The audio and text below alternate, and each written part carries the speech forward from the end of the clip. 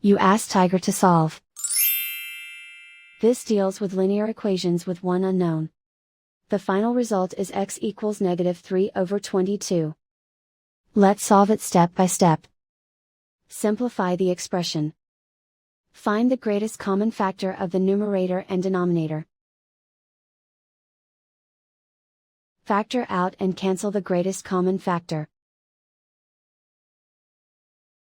Isolate the x. Multiply both sides by inverse fraction 12/11. Group like terms. Multiply the coefficients. Simplify the fraction. Multiply the fractions.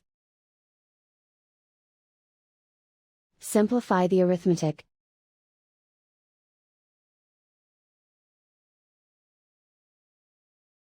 And so the final result is x equals -3/22.